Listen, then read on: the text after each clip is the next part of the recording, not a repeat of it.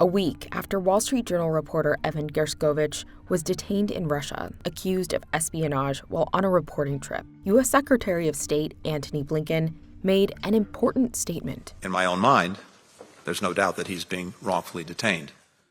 Those two words, wrongfully detained, when officially applied to a U.S. national held abroad, rev up the process for securing the person's release.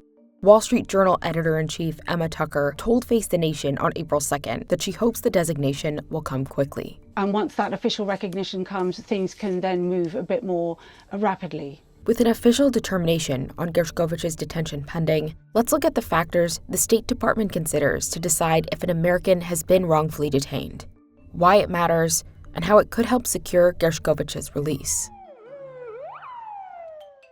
According to the State Department, wrongful detention means that someone is being held on discriminatory or arbitrary grounds. The United States government does not automatically go to bat for every American citizen who is held overseas. Being designated as wrongfully detained means that the United States government believes that you should not be there and that you should be returned. Louise Radnofsky covered Brittany Griner's arrest and release in 2022 and reported on her wrongfully detained designation. The State Department says this isn't a legal determination. Rather, it's an assessment of circumstances. But it still prompts an important process within the U.S. government. Once an individual receives it, the case transfers from Consular Affairs to the Office of the Special Presidential Envoy for Hostage Affairs, or SPEHA, currently run by Roger D. Carstens. This office is singularly focused on negotiating the release of hostages and Americans wrongfully detained in other countries. SPEHA has the option to start negotiations for a release and can act as an advocate for detainees and their families. The designation also makes more resources available to the U.S. to negotiate a release, including the option to impose special sanctions on the country where the person is being held. Being considered wrongfully detained effectively commits the power of the U.S. government to securing the person's release and return to the United States. A number of Americans are detained abroad every year, and they're all entitled to consular assistance. But in cases where somebody is considered to have been wrongfully detained, then their case is handled differently. It's handled by a different part of the State Department.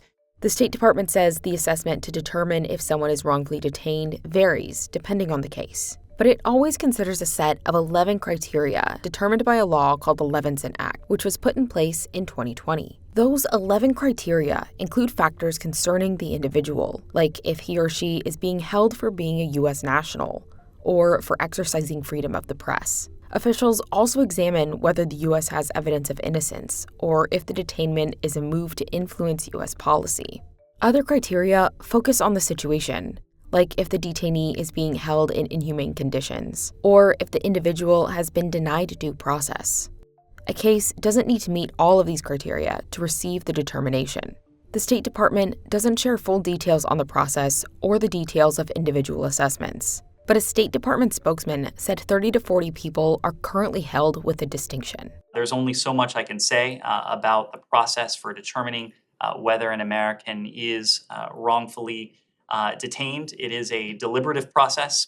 One of the hallmarks of wrongful detention cases is concern for secrecy, in a sense that negotiating in public is not necessarily helpful in the majority of cases. And so a number of details, presumably because they're considered to be sensitive, are not made public, or ever made public, but certainly not while conversations are ongoing.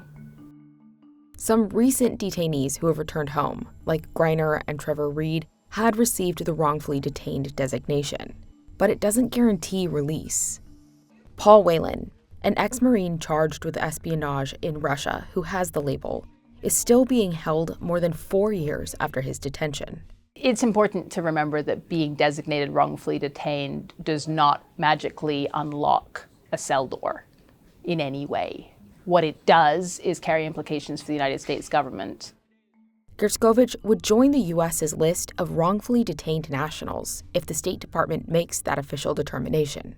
The Wall Street Journal and the U.S. government have vehemently denied the allegation by Russia and have demanded the reporter's immediate release. Evan was doing what reporters do, and what he did very well. He was out there gathering news, talking to people, reporting, providing an eyewitness account of what's going on inside Russia.